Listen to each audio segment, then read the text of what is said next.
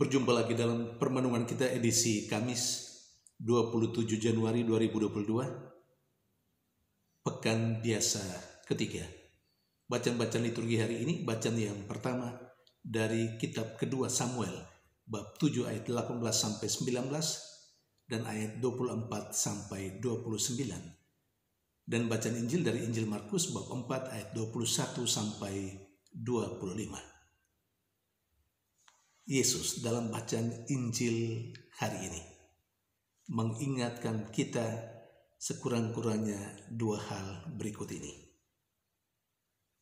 Yang pertama, Yesus mengingatkan kita akan jati diri kita sebagai cahaya, sebagai pelita, sebagai terang. Kita diminta oleh Yesus untuk menjadi terang, menjadi seperti pelita yang diletakkan di atas kaki Dian. Fungsinya supaya bisa menerangi apapun lingkungan di sekitarnya dan orang-orang yang ada di sekitarnya. Yesus mengajak kita untuk memperlihatkan, bukan sebagai sebuah kesombongan, sekali lagi bukan sebagai sebuah kesombongan, tapi itu memang seharusnya dijalani oleh setiap orang yang percaya, oleh setiap orang yang beriman, menunjukkan hal yang baik, hal yang benar dari perbendaharaan hidupnya untuk lingkungan yang ada di sekitarnya. Orang yang percaya, yang memiliki kebaikan di dalam dirinya, yang memiliki kebenaran yang dia terima dari Allah, harus dia perlihatkan, harus dia tunjukkan untuk menghalau kegelapan hidup manusia. Dalam artian luas, hidup manusia diliputi oleh kegelapan. Kegelapan dosa, dan dosa apa saja. Dosa misalnya intoleran. Dosa misalnya menganggap orang lain lebih rendah dari dia, lebih rendah dari kelompoknya.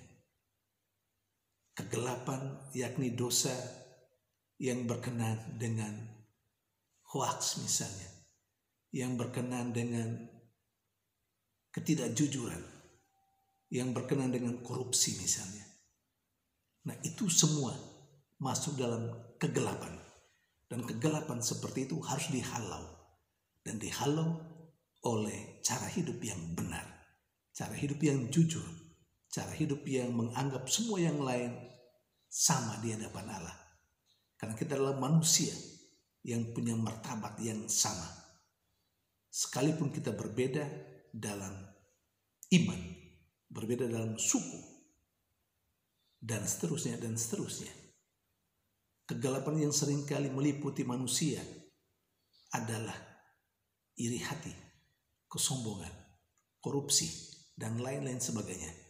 Hal-hal seperti itu, kegelapan model itu harus dihalau dari kehidupan manusia. Dan itu baru bisa hilang lenyap kalau setiap orang yang masih memiliki kebaikan, kebenaran dalam dirinya untuk keluarkan kebenaran dan kehidupan yang baik, supaya kehidupan yang baik itu merasuki lingkungan dan orang-orang yang ada di sekitarnya, sehingga dengan sendirinya hidup yang tidak benar atau kegelapan secara umum bisa lenyap. Itu yang pertama. Yang kedua, Yesus mengingatkan kita bahwa apapun yang kita perlakukan orang lain, akan kita memperoleh hal yang sama. Jelasnya, ukuran yang kita pakai untuk mengukur orang lain, ukuran yang sama itu juga akan dikenakan kepada kita. Malah bisa lebih hebat. Artinya apa? Kita diminta untuk hidup bersama dengan orang lain, tanpa menghakimi orang lain, tanpa menjudge orang lain. Kita terima semua orang yang hidup bersama dengan kita apa adanya. Soal hakim menghakimi itu bukan soal kita. Itu urusan Allah. Pada waktunya Allah akan menghakimi kita menurut bagaimana kita menjalani hidup kita. Saudari dan saudara terkasih, sementara melalui bacaan yang pertama, Raja Daud memberi contoh yang baik untuk kita. Daud berdoa kepada Allah supaya hidupnya sendiri dan keluarganya diberkati oleh Allah. Karena Allah memang menjanjikan demikian. Maka pantas dan wajar bukan kalau kita terus berdoa kepada Allah. Tidak saja untuk hidup diri kita sendiri, tapi juga untuk hidup keluarga kita, komunitas kita, atau siapapun yang mau kita doakan. Siapapun yang pernah kita janjikan doa. Dan siapapun yang tanpa sepengetahuan kita mengharapkan doa-doa kita. Bahkan kita mau berdoa, mohon berkat Tuhan. Baik untuk orang yang telah berbuat baik bagi kita, bahkan mereka yang dengan cara tertentu tidak suka atau memusuhi kita. Saudari dan saudara terkasih, kalau kita hari ini saja hidup menurut inspirasi dari bacaan-bacaan liturgi atau bacaan-bacaan kitab suci hari ini, maka hari ini kita pasti akan hadir dimanapun. Hari ini kita akan selalu membawa kebaikan, akan membawa kedamaian bagi orang yang berjumpa dengan kita dan bagi lingkungan di mana kita berada. Kalau sekiranya hari ini saja, padahal kita diminta untuk sepanjang hidup kita kapan saja, tidak saja hari ini. Tapi baiklah, kalau sepanjang hari atau sepanjang hidup kita merasa berat, marilah kita memulai dari hari ini di tempat di mana kita berada. Kita tidak memperlakukan orang semaunya kita, menurut ukuran kita.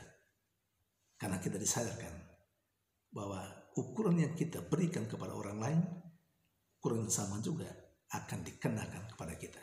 Kesadaran ini mestinya mendorong orang, membuat orang untuk sudahlah. Soal menghakimi, soal ukuran A, B, C, D, itu biar Allah yang urus untuk kita pada waktunya.